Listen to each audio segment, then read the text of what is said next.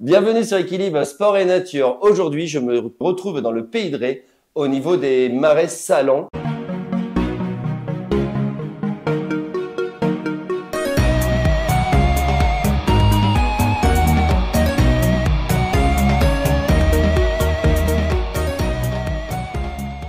Chez Emmanuel et Nathalie. Donc, je vais t'écouter me raconter d'abord l'histoire avant qu'on aille se promener dans les marais. Donc, Emmanuel et Nathalie, c'est plutôt Mano et Nat. Donc, on est les co-gérants tous les deux de l'entreprise Salines de Millac.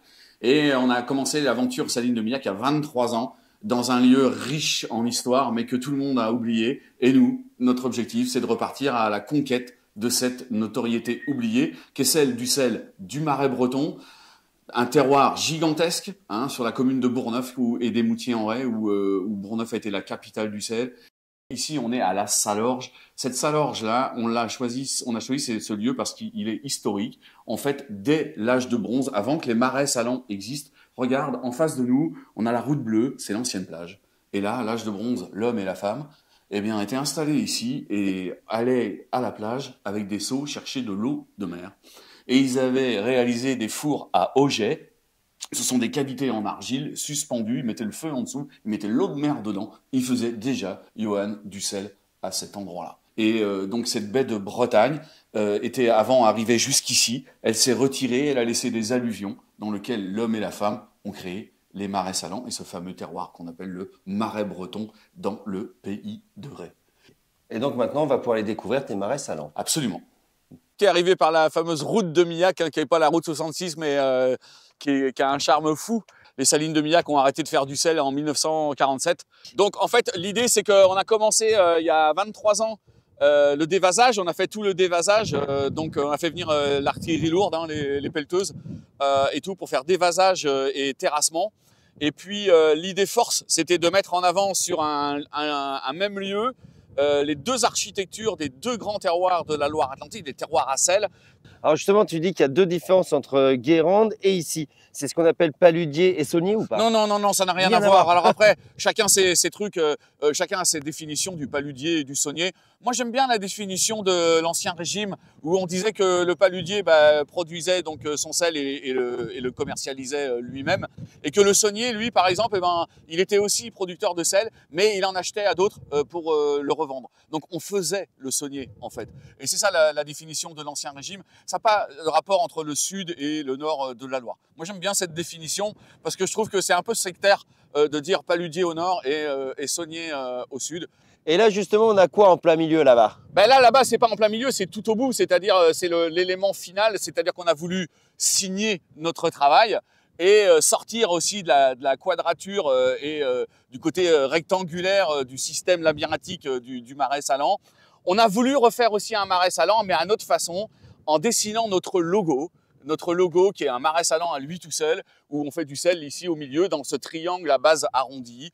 Alors sur une saline comme celle-ci, ça représente combien? Alors est-ce qu'on parle en tonnes, en kilos de sel, de gros sel, parce qu'il y a la fleur de sel?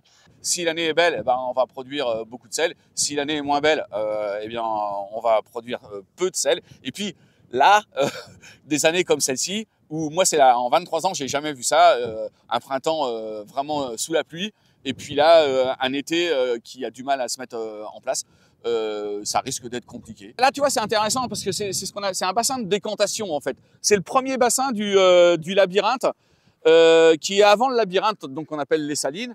Et là-bas, on aperçoit les écluses et donc on va prendre l'eau de mer par le port du Collet. L'eau va arriver ici par des étiers dans ce qu'on appelle la vasière. Et là, on va faire rentrer le monde animal et végétal de l'océan.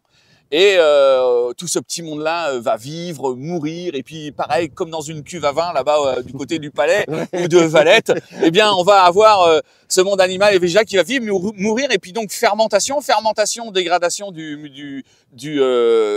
milieu, et sous l'action des bactéries, on va avoir une matière organique qui va se former, qui va précipiter au fond du bassin, c'est la vase, et donc on appelle ça la vasière. Bon, nous voici dans la saline. Ouais, bienvenue dans l'antre des Salines de Millac. En fait, là, ici, on est sur un marais, un système guérandais, où on a 16 œillets, 16 unités de production. Les œillets, c'est l'unique endroit où on va produire le premier sel, donc la fleur de sel, qui est un sel de surface. et le gros sel qui est un sel de fond qui va pousser lui sur l'argile. Et une saline, c'est toujours venteux comme aujourd'hui ou d'habitude c'est il moins faut que ça venteux? soit venteux parce que c'est le vent qui est notre meilleur allié, notre meilleur évaporateur. Il faut aimer le vent quand on travaille dans les marais salants et c'est une aide considérable à l'évaporation. Ah, c'est vrai que c'est important le vent pour vous. Mais oui, ouais. tu tombes à l'eau, Johan. Oui. Tu tombes à l'eau, ton Oui. sweat est complètement trempé. Oui. D'accord? Tu as une journée de canicule et tu n'as pas un pet de vent. Et ben malgré qu'il y ait le soleil et tout ça, la différence avec une journée où tu as du vent, eh bien l'air va traverser les fibres de ton sweat et évacuer l'eau très rapidement et ton sweat va sécher beaucoup plus rapidement que s'il y avait un temps sans vent. Et donc sur les bords, justement, comment tu m'appelles déjà la monnaie? Les ponts d'argile. Donc les ponts d'argile, il s'y trouve de la salicorne. Oui, absolument, ouais, de la salicorne qui est une plante, ce qu'on appelle halophile, c'est-à-dire qui va se nourrir d'un milieu salé et qui va pousser, prospérer sur ce milieu salé. Sauf que nous, ça nous gêne parce que en fait, la salicorne, un coup qu'elle est arrivée à maturité, elle va émettre plein de graines. Ces graines vont se propager partout sur le labyrinthe. Et si on n'est pas vigilant, si on n'est pas assidu à l'arrachage de la salicorne, eh bien le marais salant risque de prendre une autre tournure, une autre physionomie plutôt végétale, alors que on n'en a pas vraiment besoin. Voilà, donc là ici, tu vois, Johan, on a un appareil qui nous est bien utile parce que alors, tout se gère à l'œil en général sur le marais salant, mais dans des débuts de saison comme ça, parce que malgré qu'on soit au mois de juin, on est dans un état de début de saison, l'eau était très peu salée au printemps. Et là, ça nous permet, c'est un appareil, ça s'appelle le réfractomètre, et ça nous permet de faire le point sur la salinité, de voir un petit peu où on en est dans l'avancement de la salinité sur les salines. Donc là, on a encore de la marge.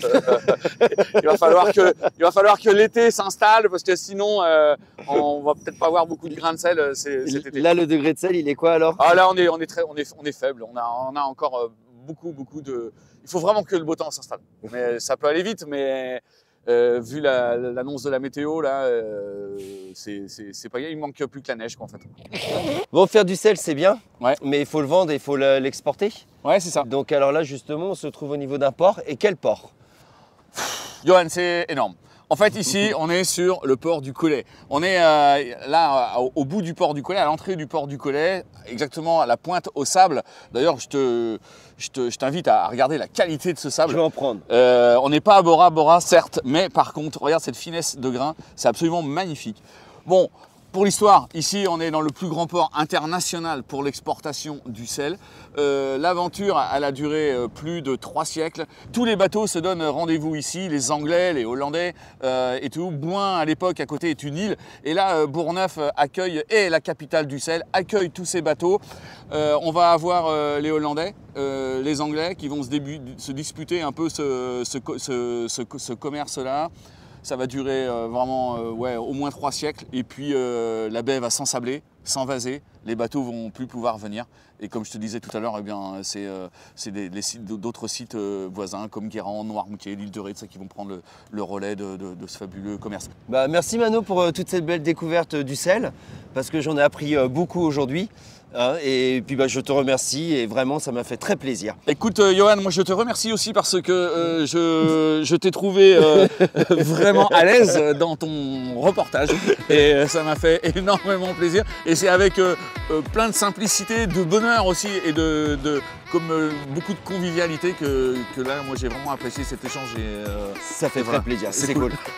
Et j'ai pas fini. Et moi je vous dis à très bientôt pour de nouvelles découvertes avec Équilibre Sport et Nature. Donc tu me demandais ce que c'était que la nacre de sel. Donc la nacre de sel, c'est une marque déposée des salines de Millac. C'est un produit qui est rare, c'est une fleur de sel, mais qui est récoltée par vent d'ouest, sous l'influence des vents d'ouest. Cette nacre de sel, on l'utilise au dernier moment. Et là, elle est là pour venir sublimer, exalter tout ce que tu as déjà bien préparé. Un exemple, côte de bœuf. Ta côte de bœuf, tu t'en prends soin, tu la fais griller à ta convenance, hein, suivant tes préférences de cuisson. Le beurre qui arrive dessus, tu vois, tout doucement, là, qui commence à bien fondre. Et là, tu envoies magiquement là, tes grains de nacre de sel. Tu commences à découper ta viande. Et là quand ta viande rentre en bouche, comme ça, tu tombes sur le croquant, craquant de la nacre de sel. Et là, c'est absolument fabuleux.